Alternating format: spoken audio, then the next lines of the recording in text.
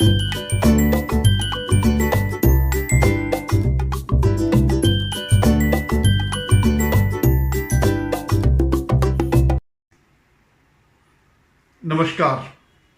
Shivam रतोड़ी analysis में आपका स्वागत है। आप सबको पता है कि मोदी जी इस समय मॉस्को के दौरे में गए हैं, रूस के दौरे पर गए हैं और मोदी जी के तीसरे कार्यकाल का ये प्रथम विदेशी दौरा है।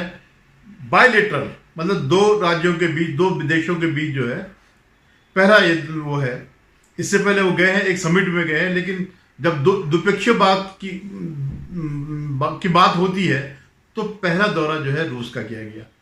और ये जो है एक संकेत भी है कि हम अपनों के साथ खड़े हैं। हमारा क्या है, अपनों का साथ और अपनों का विकास, नेशन फर्स्ट।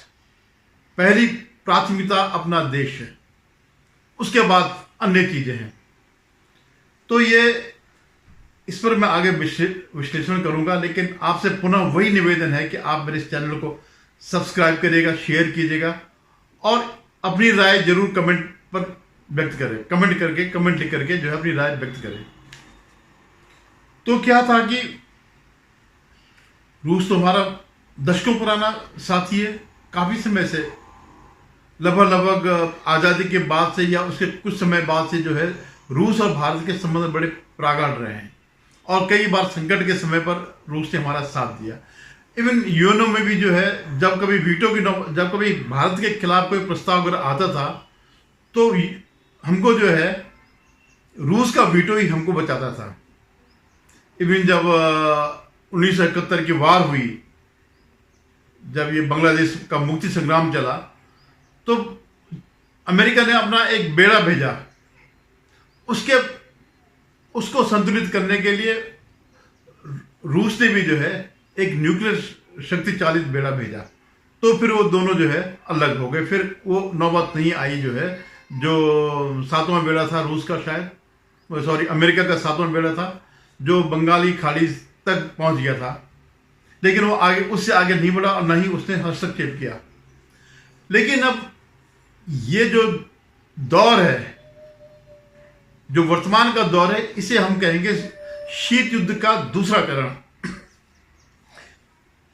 पहला शीत युद्ध तो आपने देखा ही है कितने वर्षों तक चला और शायद 1990 या 92 में जब यूएसएसआर का विभाजन हुआ उसके साथ वो खत्म हुआ, जब जो इसके सारे टुकड़े अलग अलग हो गए। और जो यूक्रेन भी जो है किसी जमाने में यूएसएसआर का ही पार्ट था। तो तब जाकर के इन्होंने एक वो किया, शांति ली। जो वेस्टर्न ब्लॉक था या नाटो, मेनली नाटो, तब जाकर के उनको चैन मिला जब यूएसएसआर के टुकड़े टुकड़े हो गए। बोरिस येल्त्सिन के टाइम पर ने सब ये उस समय जो है वो सत्ता में आ गए थे, उनको हटा करके। तब बोरिस येल्त्सिन तब रूस के राष्ट्रपति थे, जो पूरे यूएसएसआर में एक रूस जो था उसके राष्ट्रपति होते, और उन्होंने अपने को डिक्लेयर कर दिया था। तो खैर ये अलग बात है, ये इतिहास की बात है ये। तो मैं जो कह रहा था कि मोदी जी रूस में है और भारत में क्या हो रहा है। जब 2024 के चुनाव हो रहे थे तब मोदी जी ने एक बात सही कही थी विपक्ष के लिए कि तुम चुनाव के बाद मुद्रा करोगे। अगर आप देखें 4 जून के बाद से लगातार मुद्रा हो रहा है। वो लगे हुए हैं जो है ढपली बजाने में, ढोलक बजाने में, ये सब करने में। निरर्थक रूप से कोई भी ठोस चीजें सामने नहीं आ रही है। सिर्फ यह है कि मोदी जी की आलोचना करना। अब रूस के दौरे में गए हैं, लेकिन यहां पर जो है आग लगी हुई है। इवन जो ये जयराम रमेश हो गए, सुप्रिया सुनीत हो गई, वीवी वो हो गया, या इनके जितने भी आईटी सेल है, वो इस तरह की बातें उजागर कर रहे हैं कि ये क्या नाम इसका, राहुल गांधी मणिपुर गया और ये रूस जा रहे हैं। भैया मणिपुर और रूस दोनों अलग चीजें हैं। रूस हमारी विदेश नीति है। और हम आप भी देखिए कि जब ये इवन जो सुब्रमण्यम स्वामी है, कभी वो बीजेपी के रहे, राज्यसभा में उन्हें नामित भी किया गया था। और क्योंकि वो वित्त मंत्री बनना चाहते तो तब से मोदी जी से खपाए, जैसे यशवंत सिन्हा है या शत्रुघ्न सिन्हा है या दो चार और लोग जिनको उन्होंने अपने कैबिनेट में नहीं लिया, क्योंकि अपने को प्रधानमंत्री या मोदी से ऊपर समझते थे, तो लेने का कोई अर्थ भी नहीं था। खैर, तो सुब्रमण्यम स्वामी को जब कुछ नहीं हुआ, अपनी खींच उतारा कि जब अभी कुछ दिन पहले शी जिनपिंग का दौरा हुआ था यहाँ रूस में, तो उनकी अगवानी करने खुद पुतिन गए थे और मोदी जी की अगवानी करने के उनके उप प्रधानमंत्री गए। ये इतनी खींच है, जबकि ये सच्चाई से परे है। जब जिनपिंग गए थे तो उनका द्वितीय डिप्टी प्राइम मिनिस्टर गया था और इस समय उनका प्रथम प्राइम मिनिस्टर उनकी अगवानी करने गया। तो इस तरह के छोटे छोटे ये जो मुद्रा करने वाले होते हैं, कुछ भी तालमेल बढ़ा दो, वैसे ही जो है इनके इन तबज्जों के साथ सुब्रमण्यम स्वामी भी शामिल हो गए। लेकिन आप ये देखिए कि ये जो शीत युद्ध का दूसरा दौर है, इसकी स्थापना भी वेस्टर्न कंट्रीज नहीं करी है। अमेरिका और उसके ब्लॉक ने किया, नाटो ने किया है। आज जो है लड़ाई का एक केंद्र बना हुआ यूक्रेन। तो यूक्रेन जो है विशुद्ध रूप से नाटो ने ये थोपा, ये युद्ध दुनिया पर, उसको जो है नाटो में लाने के लिए और उनके खिलाफ भड़काने के लिए। भाई, आपके लिए जब आप एक बार यूएसआर टूट गया तो क्यों नहीं आप शांति से दुनिया में रहने देते, दुनिया को चैन से रहने दो। बल्कि आपने डिसआर्मामेंट का भी एक संधि करी थी, उसको आगे बढ़ाओ। लेकिन नहीं, चैन नहीं है, क्योंकि अमेरिका और जो वेस्टर्न कंट्रीज हैं, ये हथियार के वो हैं, सौदागर है। इनको दुनिया में, अपने अलावा दुनिया में कहीं ना कहीं जो है वो चाहिए होता, लड़ाई चाहिए होती, टेंशन चाहिए होता, ताकि उनके हथियार बिक्री हो, या उनके जो पुराने हथियार हैं जो ऑब्सोलीट होने वाले हैं उनका प्रयोग हो, वो उनको बेच देते हैं। जैसे यूक्रेन में ही है, तो सारे वेस्टर्न कंट्रीज अपने हथियार, जो पुराने हथियार है, सब दे रहे हैं। वो गोला बारूद जो उनको अदरवाइज नष्ट करना था, वो उन्होंने यहां लगा दिए। तो ये जो शीत युद्ध का जो ये दूसरा दौर है, इसका जो है यूक्रेन, मैं मानता हूं यूक्रेन रूस युद्ध से ही इसकी शुरुआत हुई। और इसमें क्या किया इन्होंने कि रूस पर प्रतिबंध लगाए, पूरे वेस्टर्न कंट्रीज और नाटो का ब्लॉक और भी जो इनके समर्थक हैं जो उससे बाहर है, मेनली नाटो और यही लोग थे जो इस पर प्रतिबंध लगाने वाले। हालांकि उन्होंने इस बात को बहुत सफर किया, क्योंकि पूरे यूरोप की ऊर्जा जो है कि आपूर्ति केवल रूस से होती थी।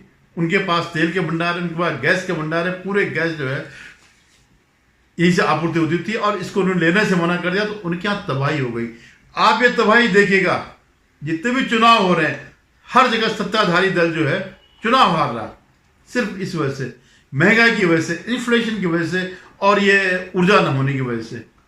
और इस मौके को भारत ने अच्छी तरह बनाया। उन्होंने उनका कच्चा तेल लिया, गैस लिया, और उसको अपने लिए भी यूज किया, और रिफाइनरी से करके उसको शुद्ध पेट्रोल और डीजल के रूप में बेचा भी है।